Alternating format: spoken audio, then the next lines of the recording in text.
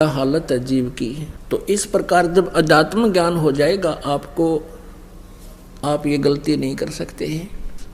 ये दास देख रहा है, पहले शराब पिया करते थे, ताश खेला करते थे, दुनिया ने लूटा करते थे, 2 के 20 बनाया करते थे, चाहे कोई दूध बेचा था या कोई दुकानदार था, और दूनी बिरान मट्टी हो रही थी उनकी। और आज वो प्राणी है, किसी का 10 रुपये आ जाते हैं ना, घर दे काम वापस। एक बहन बता रही थी कि मैंने एक लाला जी से कपड़ा लिया, उसने रेट बताया, कम बत्ती करके जो हमारा फाइनल रेट हुआ वो 200 रुपये का हुआ, और मैंने उसको 1000 का नोट दे दिया, उसने मेरे को 1250 रुपये वापस दे दिए। क्यों करके उसका धोखा लगा। तो मैंने उस टाइम तो ध्यान रहा नहीं, और घर आके देखा कि मैं तो इतना का सामान लाई हूँ और इतना पैसा मेरे पास, ये फालतू आ गया सेठ का। अगले दिन गई और उसके वापस पैसे दिए उसने, जितने भी वो फालतू थे। वो उसके मुंह का नहीं देखा है। ए बेटी तू तो देवी उतर रही है, यहाँ तो ठा ले जा, वापस देने की बात दूर से। जब दाव लग जाता कि मैं और भी ठा ले जा लोग, और तू वापस देना आ गई, मेरा तो याद भी ना थे। तो पुण्यात्माओं, इस प्रकार फिर आप के पास किसी का एक नया पैसा भी हजम नहीं हो सकता। आत्मा नहीं मानना आपकी, क्योंकि इसको पता है फिर के दुर्गति होगी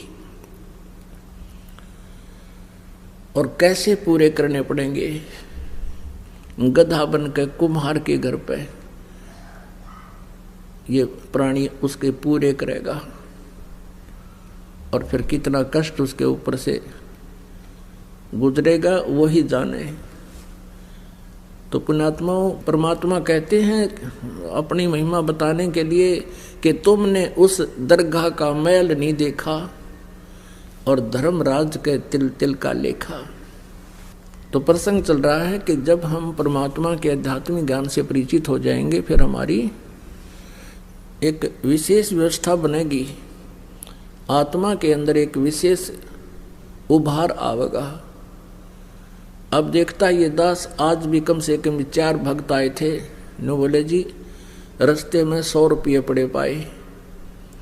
अब वहाँ देवा किसने, यहाँ दान कर दिया, घर पर नहीं प्रयोग हो सके। और पहले के सचिथी थी, नो देख के ठा करते, को देखते ना ले और गोज मंगा लेते। तो ये वृत्ति हमारी बदलती जा रही है। कोई कहता 500 रुपये, कहता जी ऐसे 5000 रुपये पड़े मिले मुझे। और जा रहा था, एक व्यक्ति आ रहा था, मुझे ऐसा लगा जैसे इसका कुछ गुम हो गया। मैंने उससे पूछ लिया, भाई कहाँ से आए हो, कहाँ जा रहे हो? वो कहने लगा, कहाँ जा रहा हूँ, मेरे पैसे गिर गए और जेब मत निकल गए, किस प्रकार मैं कुछ सामान निकालूं था और सारे देख लिया, मैंने पाए नहीं। कितने पैसे थे तेरे भाई? कि 5000 रुपये थे, ये नोट थे। नो बोला, नो के जब मैंने उसको निकाल के दे दिए कि ये थे। उसने सीने से लगा लिया मेरे को। नो बोला, राज के युग में इसे देवता बचे हैं। तो पुण्यात्माओं, ऐसे यह बिल्कुल स्थिति बदल जाएगी और आपकी आत्मा इतनी खुश होगी उस पैसे को वापस दे करके। और यदि हम किसी की चोरी करते हैं तो दूना दुख होता, उस प्राणी का दूना विनाश होता है। एक भक्त बहुत गरीब था, किसान था, और उसने परमेश्वर कबीर जी, क्योंकि वो परमात्मा रह कराते रहते हैं, कभी किसी साधु रूप में, किसी संत रूप में, या किसी वैसे एक जीवन वो पूरा एक जनसाधारण जैसा जी कर भी पूरा करते हैं। तो वो गरीब आदमी था, वो कहने लगा, महाराज जी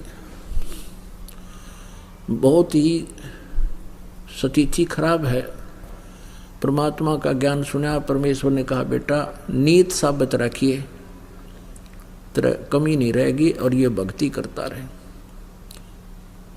जितना तुझे चाहिएगा भगवान 21 देगा तुझे।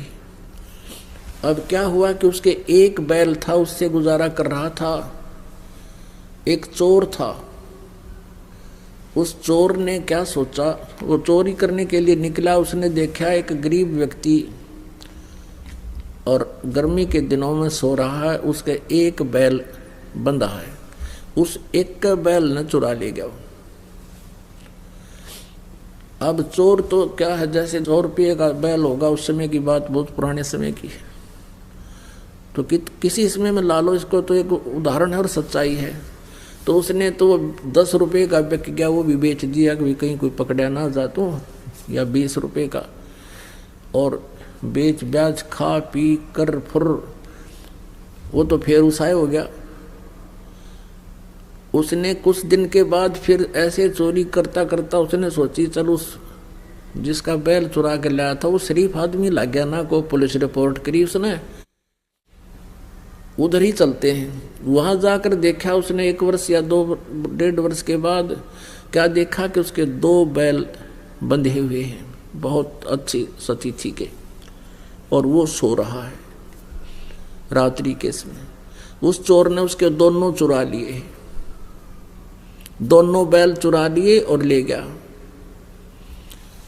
उनको बेच ब्याच के और अपना कर दिए फुरफुरा। वो फिर नो के नो उसको फिर टोटा सताने लगा, वो फिर चला, वो इधर उधर घूमता घामता उसने सोचा एक बार फिर उधर देख लो, वो तो शरीफ आदमी है, कोई ऐसी प्रतिक्रिया भी नहीं कर रहा, ना कहता किसी खोजी को लेकर पीछे चलता है।